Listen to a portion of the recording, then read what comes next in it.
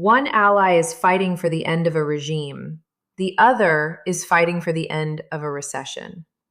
On March 10th, the geopolitical landscape of the Middle East shifted without a single shot being fired. The world held its breath this morning, but for all the wrong reasons.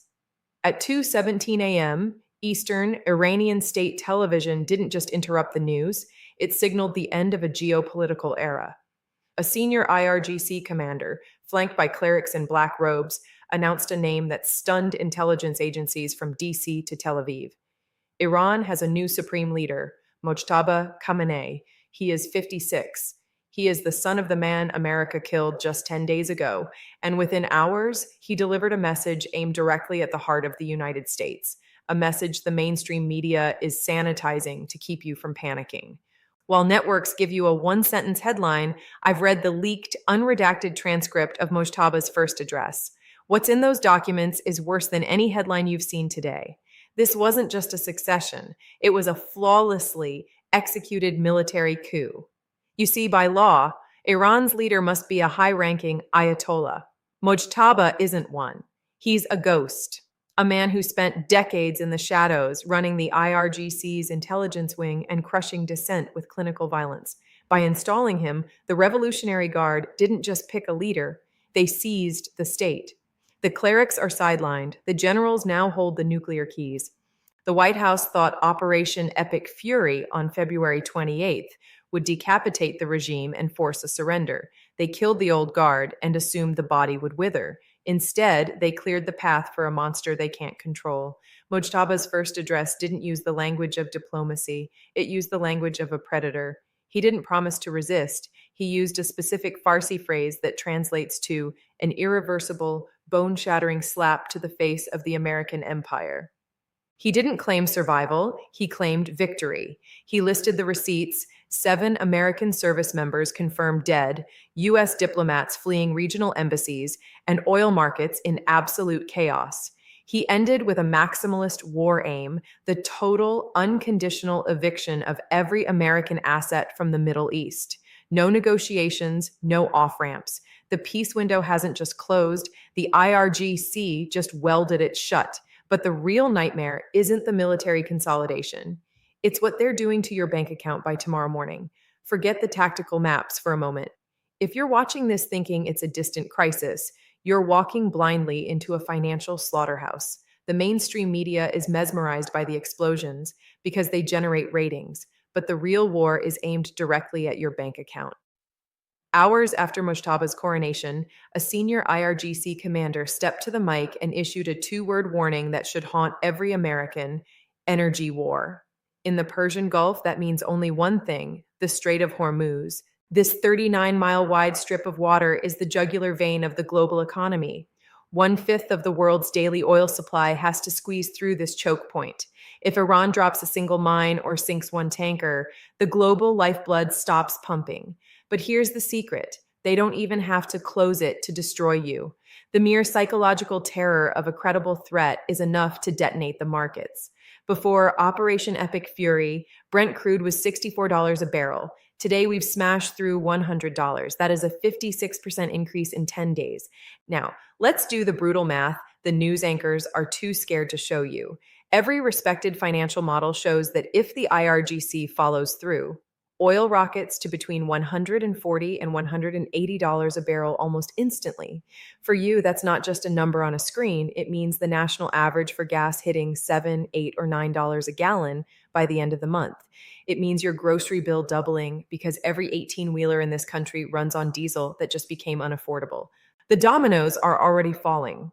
This morning, Bahrain's state oil company declared force majeure, the legal version of a fire alarm. They are voiding international contracts because Iranian proxy strikes have paralyzed their refineries. Over 14,000 commercial flights have been canceled. The skies are emptying out. But here is the smoking gun. 48 hours before the first bomb dropped, anonymous sovereign wealth funds took out massive short positions against the global shipping and aviation sectors. Someone knew the trap was set. While your 401k is being vaporized, the elite are positioning themselves to profit from your panic. Mojtaba knows he can't beat the U.S. Navy in a fair fight. He doesn't have to. He has rigged a global economic bomb and is holding the detonator in front of the White House. He's betting that the American public will force a retreat once the financial pain becomes unbearable. And while we're blinded by the chaos at the gas pump, a shadow alliance is moving in the darkness to finish the job.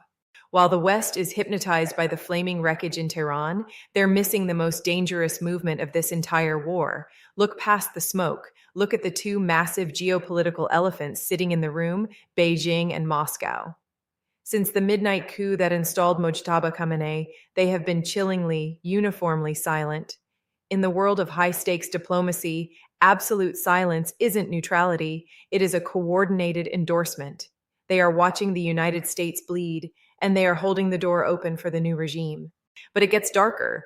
Leaked intelligence intercepts reveal that Mojtaba's very first act as supreme leader wasn't his public speech. It was a private, encrypted message delivered to Putin and Xi Jinping first. No notification to the UN, no warning to Washington. This is the pre-notification protocol, the same signature move nuclear powers use before a world-altering maneuver. Iran is activating a shadow alliance designed to make American sanctions completely irrelevant. The Iranian Foreign Ministry is now weaponizing a brilliant deception. They aren't telling China and Russia this is about a nuclear program. They are framing it as an American resource grab. They are accusing the US of trying to partition Iran and steal the region's oil. That specific language is a psychological virus. It is the exact narrative Beijing and Moscow have used for decades to justify their own territorial ambitions. By handing them this blank check, Mujtaba is turning a regional conflict into the opening act of a global war for resource control. While this shadow alliance clicks into place, we are watching the total collapse of American deterrence. Just 24 hours ago, the US president declared the appointment of Mujtaba unacceptable. He drew a line in the sand and dared the IRGC to cross it. They didn't just cross it, they laughed at it. They installed the exact man the president forbade, and the White House responded with 4 pathetic words. We'll see what happens. That isn't a strategy. It's a surrender. Every rogue state on Earth is taking notes. They're realizing that American red lines are now imaginary. The era of the petrodollar, the magic trick that allowed America to maintain a global empire for 80 years, is ending on a Wednesday morning. As we speak, the front line isn't just in the desert, it's in your town. Cybersecurity networks are reporting massive data spikes hitting US power grids and water treatment plants. It's a digital recon mission. The message is clear. If you bomb our bases, we can turn off the lights in Chicago. The war has arrived at your door, and the point of no return is in the rearview mirror. We are now standing inside a 72-hour window that will dictate the course of human history. The dominoes are falling so fast the media can't keep up. But the most terrifying fracture isn't in Tehran. It's in the Western alliance. While the White House is desperately hunting for a diplomatic off-ramp to stop the oil price explosion, Tel Aviv has made a chilling countermove. They have officially vowed to target every successor of the Khamenei bloodline. That isn't a military objective. It is a declaration of a generational, never-ending war. The US is looking for a parachute, while its closest ally is pouring gasoline on the fire. But there is a radioactive shadow hanging over this entire conflict that nobody wants to talk about. The original goal of Operation Epic Fury was to stop the Iranian nuclear breakout. But what if the bombs were too late? This Friday, March 13th, the CTBTO is scheduled to release a seismic analysis of a mysterious underground event recorded months ago near Isfahan. If that report confirms an underground nuclear test, everything changes. It means the United States didn't preempt a nuclear threat. It attacked a nation that already has the bomb. In that scenario, the IRGC has nothing left to lose. The experts on TV are still peddling the fantasy of a diplomatic opening. They're telling you that because Mojtaba has no public record, he might be easier to negotiate with. It is a delusional lie. You don't install a radical spy master during a hot war to sign a peace treaty. The consensus from Reuters, Sky News, and the world's top Iran scholars is unanimous. The path to a swift end to this war is closed. Iran has chosen defiance over negotiation, and the military is now holding the keys to the kingdom. The calendar of escalation is set. Tonight, the Iranian parliament marks its final allegiance to the new leader. Wednesday, the UN Security Council meets for a showdown where China and Russia will finally show their hand. And Friday, we find out if the world is facing a nuclear reality. Marcus Holland wanted to be the president who made America feared again. Instead, he presided over the death of the petrodollar and the rise of a radicalized military junta. The world you lived in 10 days ago is gone. The era of undeniable American dominance didn't end with a bang. It ended with a president saying, "We'll see what happens," while the global economy burned.